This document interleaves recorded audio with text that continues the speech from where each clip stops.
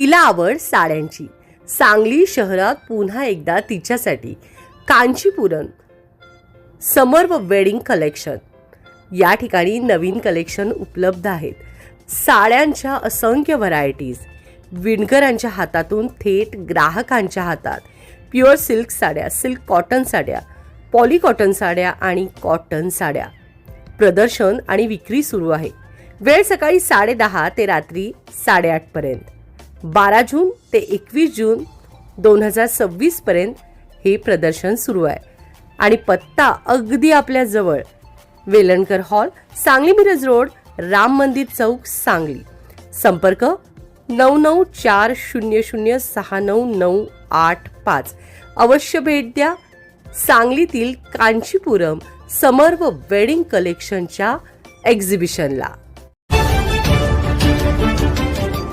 ताज्या बातम्यांसाठी पाहत रहा तिचा जागर न्यूज. नमस्कार, तिचा जागर न्यूजमध्ये आपलं स्वागत. महाराष्ट्राच्या राजकारणात सध्या महायुतीतील अंतर्गत हालचालींना वेग आला असून भाजप आणि शिंदे गटामध्ये पडद्यामागे शीतयुद्ध सुरू असल्याची चर्चा राजकीय वर्तुळात रंगू लागली आहे. बाहेरून एकजूट दाखवणारे हे दोन्ही पक्ष आतून मात्र परस्परांविषयी सावध भूमिका घेत असल्याचे संकेत मिळत आहेत. सध्याच्या घडीला मुख्यमंत्री देवेंद्र फडणवीस हे राज्यातील सर्वात प्रभावशाली नेते म्हणून उदयास आले आहेत. उपमुख्यमंत्री एकनाथ शिंदे हे मास लीडर असले तरी प्रशासन आणि निर्णय प्रक्रियेत फडणवीस यांचे वर्चस्व अधिक असल्याचे मानले जाते. यामुळे शिंदे यांच्या राजकीय वाढीला काही प्रमाणात मर्यादा येत असल्याचे चित्र आहे. शिंदे गटातील काही नेत्यांच्या वक्तव्यांमुळे नव्या चर्चांना उधाण आले आहे. आमदार बच्चू कडू यांनी केलेल्या विधानात देवेंद्र फडणवीस यांनी आता केंद्राच्या राजकारणात जावे आणि त्यांच्या जागी एकनाथ शिंदे यांना पुन्हा मुख्यमंत्री करावे अशी मागणी केली. या विधानाला शिंदे गटातील काही नेत्यांनी अप्रत्यक्ष पाठिंबा दिला. या पार्श्वभूमीवर भाजपकडून तीव्र प्रतिक्रिया उमटली. पक्षाचे नेते चंद्रशेखर बावनकुळे यांनी अशा प्रकारच्या वक्तव्यांमुळे महायुतीत गैरसमज निर्माण होऊ शकतात असा इशारा देत संयम बाळगण्याचे आवाहन केले.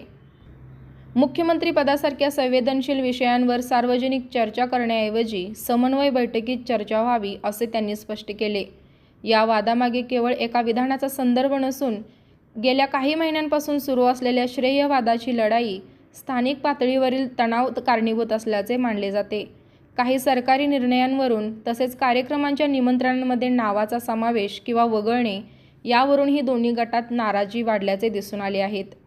विरोधी पक्षानेही या परिस्थितीवर भाष्य करत महायुतीतील अंतर्गत मतभेद अधोरेखित केले आहेत. काही नेत्यांनी भाजपवर मित्रपक्षांना कमजोर करण्याचा आरोपही केला आहे. जर भाजपने मोठा भाऊ भूमिका काय ठेवत शिंदे गटाला दुय्यम स्थान दिले तर भविष्यात शिंदे गट ही मुख्यमंत्री पदाचा मुद्दा पुढे करून दबाव टाकू शकतो. यामुळे महायुतीतील अविश्वासाची दरी आणखी वाढण्याची शक्यता आहे. आगामी काळात हे शीतयुद्ध कोणत्या टप्प्यावर जाते आणि राज्याच्या सत्ता समीकरणांवर त्याचा काय परिणाम होतो याकडे सर्वांचे लक्ष लागले आहे. एकनाथ शिंदे हे दीर्घ पल्ल्याचे राजकारण करणारे नेते मानले जात असल्याने ते पुढील रणनीती कशी आखतात हे निर्णायक ठरणार आहे. ब्युरो रिपोर्ट, तिचा जागर न्यूज.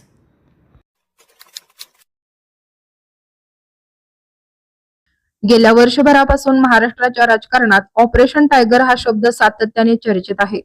शिवसेना पक्षातील खासदार उपमुख्यमंत्री एकनाथ शिंदे यांच्या संपर्कात असल्याच्या आणि लवकरच शिंदे गटात प्रवेश करणाऱ्या असल्याच्या चर्चा वारंवार रंगल्या. मात्र 1.5 वर्ष या चर्चा फक्त अफवांच्या पातळीवरच राहिल्या. मात्र गेल्या काही दिवसात या चर्चांना पुन्हा जोर आला. ठाकरेंच्या 9 पैकी 7 खासदार शिंदेच्या संपर्कात असून यावेळी ऑपरेशन टायगर यशस्वी होणार अशी चर्चा रंगू लागली. या पार्श्वभूमीवर 14 जून रोजी उद्धव ठाकरे यांनी मातोश्रीवर खासदारांची तातडीची बैठक बोलावली. या बैठकीपूर्वीच विधान परिषदेचे विरोधी पक्षनेते अंबादास दानवे यांच्या वक्तव्यामुळे चर्चांना आणखी हवा मिळाली. ऑपरेशन टायगरच्या चर्चा आता अधिकृतपणे मान्य करायला हव्यात असे दानवे यांनी म्हटले होते. 10 जूनला माध्यमांमध्ये बातम्या झळकल्या की 7 जून रोजी दिल्लीत ठाकरेंच्या 7 खासदारांची एकनाथ शिंदे यांच्यासोबत गुप्त बैठक झाली. या बैठकीत पक्षांतरांचा आराखडा तयार झाल्याचे आणि एका खासदाराला केंद्रित मंत्रिपद मिळू शकते असेही सांगण्यात आले. यात पार्श्वभूमीवर रविवारी होणाऱ्या बैठकीकडे सर्वांचे लक्ष लागले होते. सकाळपासून काही खासदार नॉट रिचेबल असल्याच्या आणि काही गैरहजर राहणार असल्याच्या बातम्यांनी चर्चांना उधाण आले. मात्र दुपारी बैठक पार पडल्यानंतर खासदार संजय राऊत यांनी माध्यमांसमोर भूमिका स्पष्ट केली. त्यांनी सांगितले की सर्व 9 खासदार बैठकीला उपस्थित होते. त्यापैकी 4 खासदार प्रत्यक्ष उपस्थित होते, तर 5 खासदारांनी ऑनलाईन किंवा फोनद्वारे सहभाग नोंदवला. प्रत्यक्ष उपस्थित खासदारांमध्ये अरविंद सावंत, अनिल देसाई, राजाभाऊ वाजे आणि संजय दिना पाटील यांचा समावेश होता. उर्वरित खासदारांनी विविध वैयक्तिक कारणांमुळे ऑनलाईन हजेरी लावली. ओमराजे निंबाळकर हे त्यांच्या मुलाच्या उपचारासाठी रुग्णालयात असल्याने ऑनलाईन सहभागी झाले. भाऊसाहेब वाकचौरे यांच्या पत्नी आजारी असल्यामुळे त्यांनी शिर्डीतून सहभाग घेतला. नागेश पाटील आष्टीकर हे मुलाच्या निवडणूक प्रचारात व्यस्त असल्याने, तर संजय देशमुख हे मुलीच्या लग्नामुळे व्यस्त असल्याने ऑनलाईन उपस्थिती राहिले. संजय जाधव यांनी मतदारसंघातील पुनर्नियोजित कार्यक्रमामुळे फोनवरून सहभाग घेतला.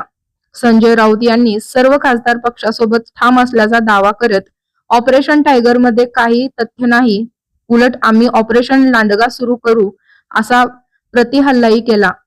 एकूणच काही खासदार प्रत्यक्ष उपस्थित नसल्यामुळे निर्माण झालेल्या शंकेच्या वातावरणाला ऑनलाईन उपस्थितीमुळे काही प्रमाणात विराम मिळाला असला तरी ऑपरेशन टायगरच्या चर्चा पूर्णपणे थांबलेल्या नाहीत. पुढील काही दिवसात या घडामोडींना कोणते वळण मिळते याकडे राज्याच्या राजकारणाचे लक्ष लागले आहे. ब्युरो रिपोर्ट तिचा जागर न्यूज.